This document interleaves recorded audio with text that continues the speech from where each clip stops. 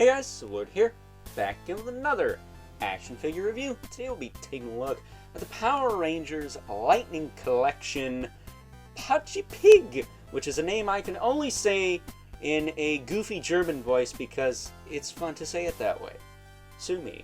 That said, he is of course from Mighty Morphin Power Rangers and brought to us by the fine folks over at Hasbro, as well as the lovely Aunt Tammy, who was nice enough to get me not only this guy, but the Mighty Minotaur for Christmas this past year. That is the calendar year 2023 for those of you watching this in the future. That said, as of right now, I don't have the Mighty Minotaur in hand at this current time, the time I am recording this, which is actually before Christmas. So, talk about being ahead of schedule, right? And the only reason that is because Amazon is slow lately because it's the holiday season. So understandable. So hopefully I'll have a review of that going up in the next couple of days. Because again, hi from the past, recording this way in advance. So if not, it'll be up probably later in the month at some point. But I hope I get him soon because that might be one of the figures of the year, because I love me some Minotaurs, and I love my Aunt Tammy, of course. Why wouldn't I? That'd just be silly. That said, she was probably thinking, why the Sam hell does my nephew want this ugly ass looking thing when I sent her the link? But she is very much familiar with my collecting habits, but is not opposed to questioning them sometimes. Unless it's Mythic Legions, then, you know, that's different, because it's Mythic Legions. They're quality things. But before I go on any more side tangents, let's cut right to the chase and get into the meat and taters of this review. Take a look at Pudgy Pig's accessories. Starting off with a pair of alternate hands. He's got a fist and an open hand.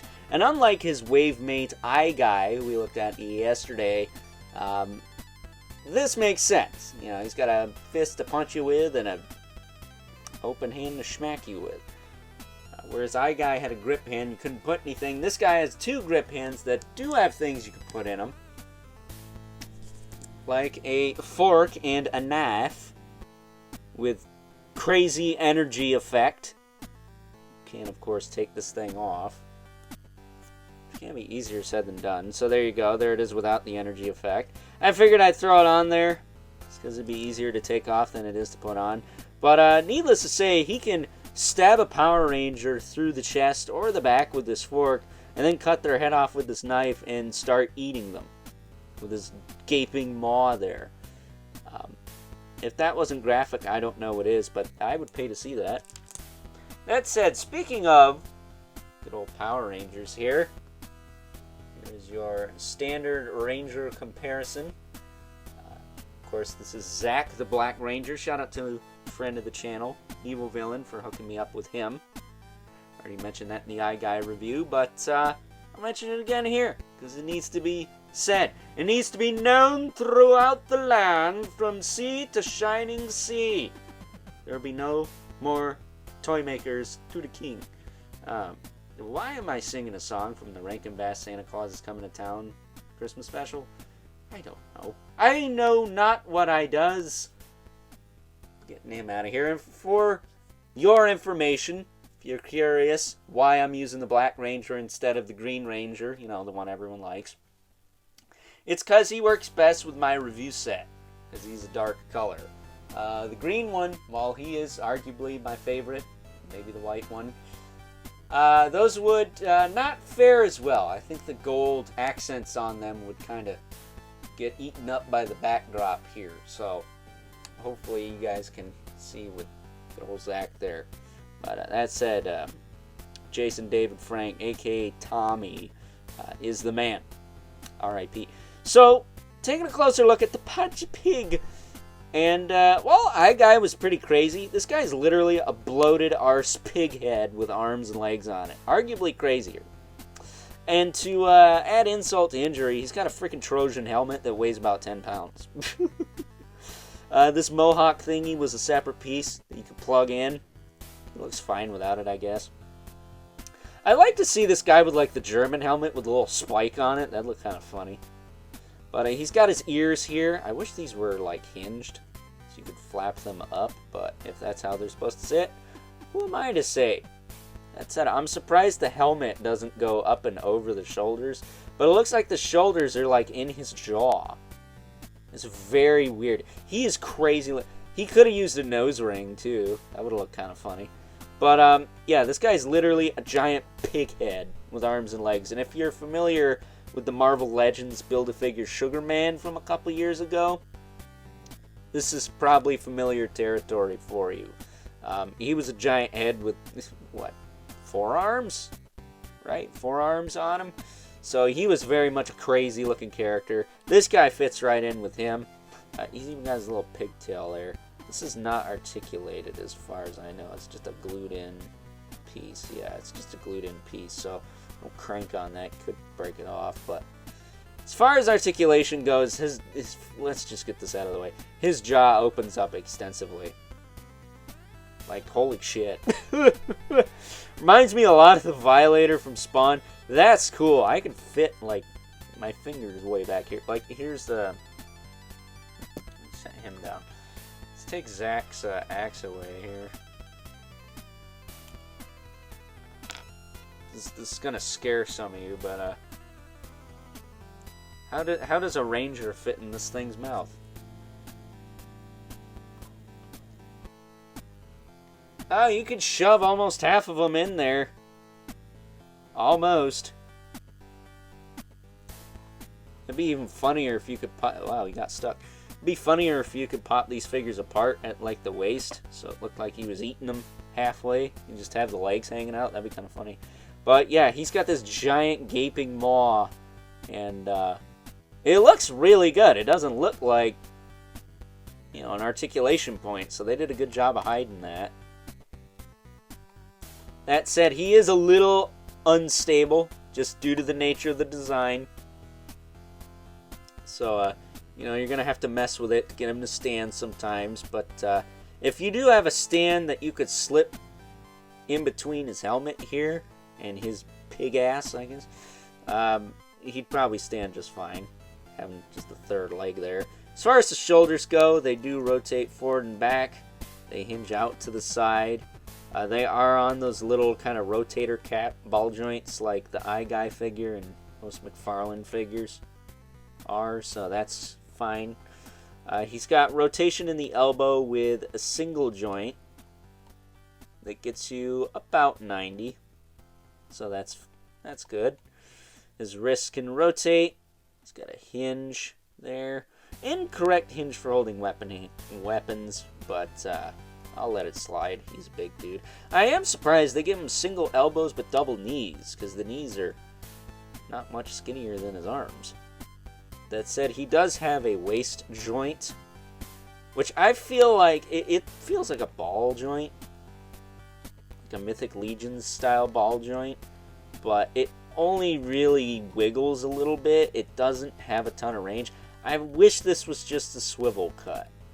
I think that would have been enough. He doesn't really need the crunch. He's not gaining anything from that. So I think they could have probably benefited, as far as stability goes, to just make this a solid cut instead of a ball joint. I appreciate the little extra nuance and posing as much as the next guy, but on this guy it just isn't necessary. You can't really crunch it forward or back enough to make much of a difference.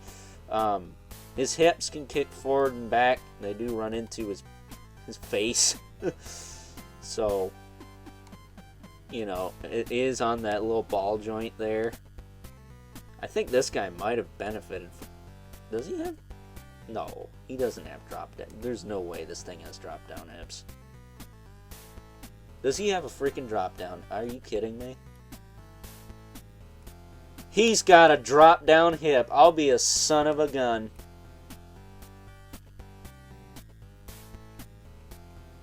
He's got a drop down. That's wild. I didn't notice that before. See that little shift there? Does he? What the hell? I'm tripping right now because I did not. He's got something in there. I don't know if it's just the... He's got a little shift. in the crotch area there, and it's not the frickin',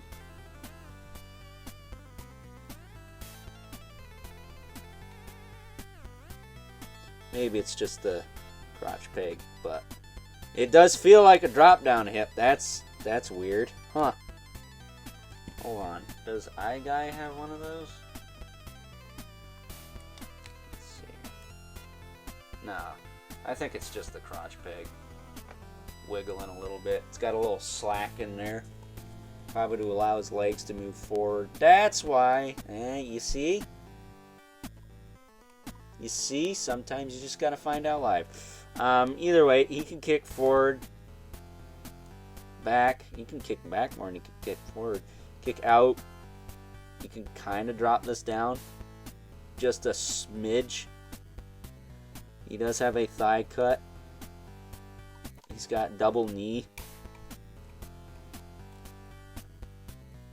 All the joints are tight, too. It's not like anything's loose, but... because you can freaking hear that ratchet in there. He doesn't have a calf cut, which is surprising. I don't think so. No. He doesn't have a calf cut, so that's interesting. But you can kick his foot back pretty far. And forward enough to help him balance. And then he does have nice tight rockers. And peg goes to the bottom of the feet. Although I would argue a peg stand is not going to be enough to help hold this guy up. I feel like you need some kind of doll stand or clip stand. You're going to have him posed dynamically, but if not, then he should be able to support his own weight. He's got decent sized feet. Maybe they could have made the feet a little bigger, but either way, I like this figure despite his whack-ass design and cumbersome nature. I like this figure a lot. I think he's fun. I think if you're willing to work with him, you'll enjoy him too. And hey, he's on sale a lot on Amazon, so you know, there's that too. That's always fun, right? Getting stuff cheaper than retail price. I mean, it's not really good for the line, but I buy Mythic Legions, as I mentioned before, so I kind of need money to buy those. So with that being said, before I wrap this up, let's bring in our two regulars, because it wouldn't be one of my videos without them. The Mythic Legions, Brother Mandibolith. I guess we gotta bring him forward a bit, because his mohawks make him stick out a little bit there. And the infamous Living Spawn. There you go. And as far as towering over Pudgy Pig here, excuse me, Pudgy Pig, good old Al Simmons here is doing that, essentially. But Pudgy Pig is definitely a lot beefier, chunkier, heavier, and heftier than he is. So, with that being said, it's time now that we wrap things up. Some final thoughts. Overall, and aside from the fact that good old Pudgy Pig here may be even more crazy than his wave mate, the iGuy, who we took a look at yesterday. Check that out if you haven't already. Really appreciate it if you did. I mean, let's face it, he is a bloated pig head after all, with arms and legs slapped onto it, and just for good measure, a gladiator helmet, because why the heck not? It still stems to the fact that even though I'm not the biggest Mighty Morphin Power Rangers fan on the face of the planet, which, as I mentioned before, I certainly am not, I could still appreciate a crazy whack-arse monster design such as this, just because it's going to stand out on the shelf. If you have this thing next to a bunch of more generic looking figures, let's say not just Power Rangers, but other figures, maybe some Marvel Legends or just G.I. Joes, because those are just dudes, and well, let's face it, Marvel Legends are basically all repaints, even though they are supposed to be different characters. He's going to stand out because he's a big giant arse friggin' pig head with arms and legs slapped onto it, with a fork and a knife.